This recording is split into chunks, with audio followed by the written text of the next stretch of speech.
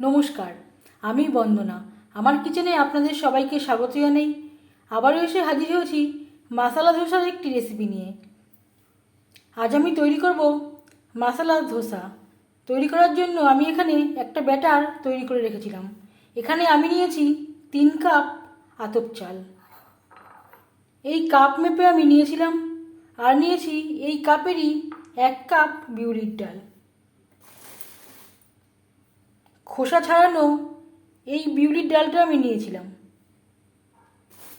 আর নিয়েছি 1 চা চামচ মেথি দানা। আতপ চাল, বিউলির ডাল ও মেথি পরিষ্কার করে জল পাল্টে পাল্টে 4-5 বার ধুয়ে নিয়েছি। তারপর 5-6 ঘন্টা ভিজিয়ে রাখার পর একসাথে বেটে নিয়েছিলাম। 10 ঘন্টা বা ওভারনাইটও রাখতে পারেন।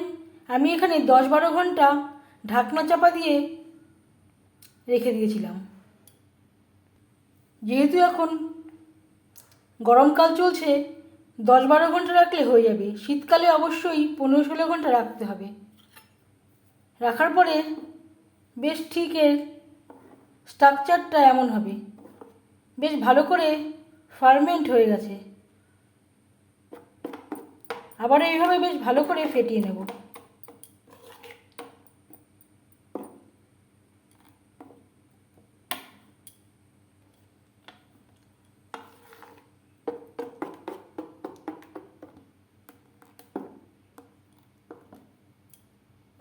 সবার প্রথমে আমি ধোসার জন্য একটা মশলা তৈরি করে নেব বা পুর তৈরি করে নেব। এর জন্য দিয়ে দিয়েছি 4 চামচ সরষের তেল। পুর সর্ষে তেলে তৈরি করলেই ভালো হবে। দিয়ে দিলাম 2টো পেঁয়াজ, যেটা আমি কুচি করে কেটে নিয়েছি।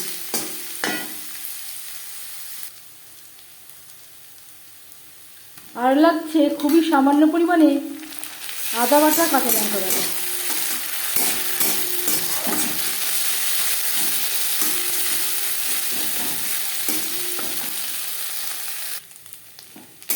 মশলার সাথে পেঁয়াজ ভেজে নেওয়ার পর এতে দিয়ে দেব 1/2 ছোটো চামচ রেড চিলি পাউডার, 1 টেবিল চামচ ভাজা মশলা। এই সময় অবশ্যই গ্যাসের ফ্লেমটাকে লোতে রাখবেন, না হলে মশলা জ্বলে যাওয়ার সম্ভাবনা থাকতে পারে। আর দিয়ে দেব সেদ্ধ করে ম্যাশ করে রাখা আলু। আলু আমি সেদ্ধ করে নিয়েছিলাম, গরম অবস্থায় ম্যাশ করে নিয়েছি। মশলার সাথে আলু বেশ ভালো করে মিক্স করে দেয়।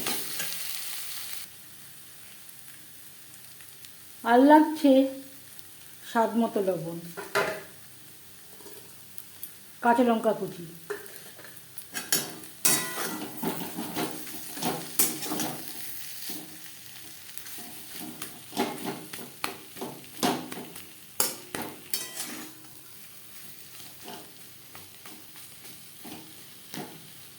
ধোসার জন্য পুর রেডি। গ্যাসের ফ্লেমটা অফ করে দেব, ঠান্ডা করে নেব। মশলা ধোসার জন্য পুর ঠিকঠাক তৈরি হয়েছে কিনা বুঝবেন কীভাবে? যখন দেখতে পাবেন পুরটা কড়াই থেকে ঠিক এইভাবে ছেড়ে ছেড়ে আসছে, সেই পর্যায়ে বুঝে নিতে হবে পুর রেডি।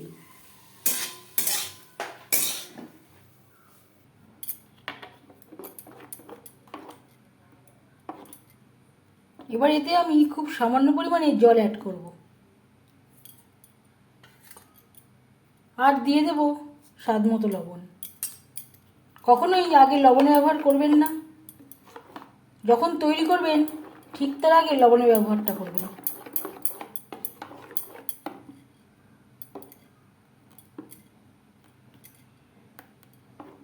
ধোসার জন্য ব্যাটার রেডি।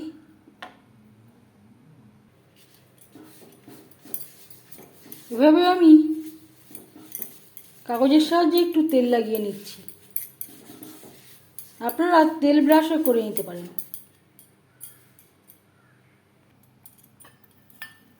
ঠিক এরকম নিচটা প্লেন দেখে আমি একটা ছোটো সাইজের বাটি নিয়েছি। এতে নিয়ে নেব ধোসার ব্যাটার। প্রত্যেকবার ধোসা তৈরি করার সময় অবশ্যই এভাবে একটু ফেটিয়ে নেবেন।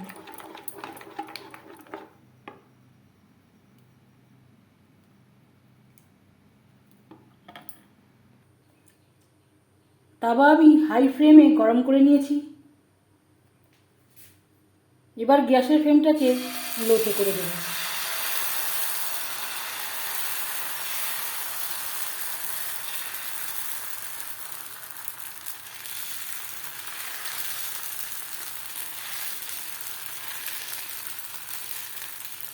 এভাবে সমান করে দেব।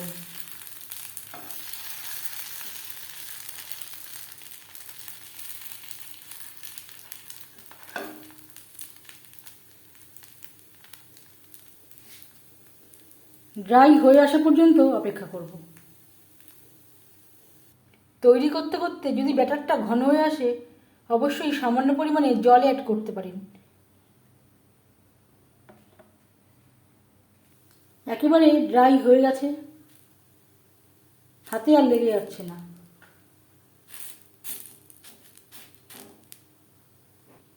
এর ঠিক সেন্টারে দিয়ে দেব আলুর পুর।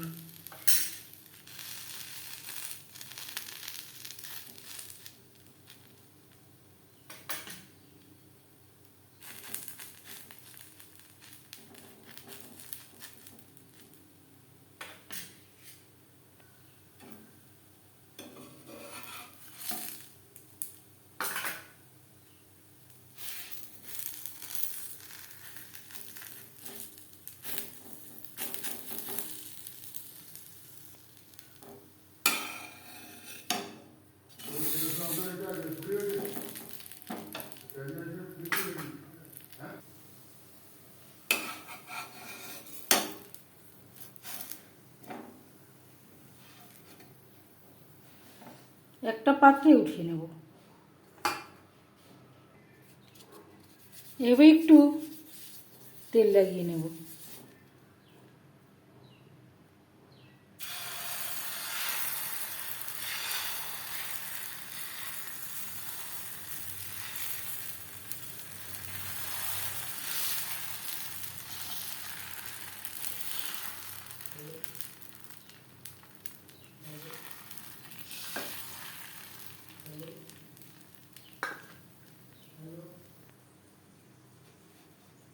ধোসা তৈরি হয়ে গেলে দেখবেন এইভাবে প্যান থেকে ছেড়ে আসছে বা তাওয়া থেকে ছেড়ে আসছে।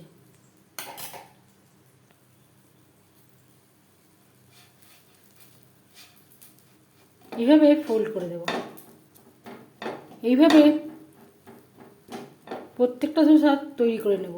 অবশ্যই গ্যাসের ফ্লেমটাকে রাখবেন হাইতে, কখনোই রাখবেন না, লো টু মিডিয়ামে। লোতে রাখলেই ভালো হয়, তো মিডিয়ামেও রাখতে পারেন। প্রথমটা থেকে পরেরটা পুরো পারফেক্ট হয়েছে, কারণ প্রথমে প্যানের তাপটা ঠিকঠাক ছিল না। ধোসার সাথে সার্ভ করার জন্য তৈরি করে নিলাম বাদামের চাটনি। বাদামের চাটনি আমার চ্যানেলে রয়েছে, আপনারা চাইলে দেখে নিতে পারেন।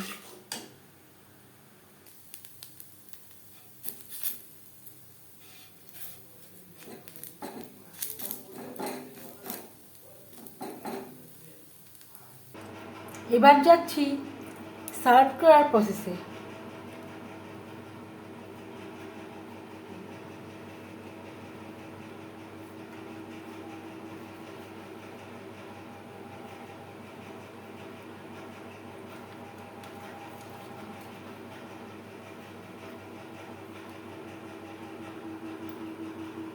সাথে থাকছে বাদামের চাটনি।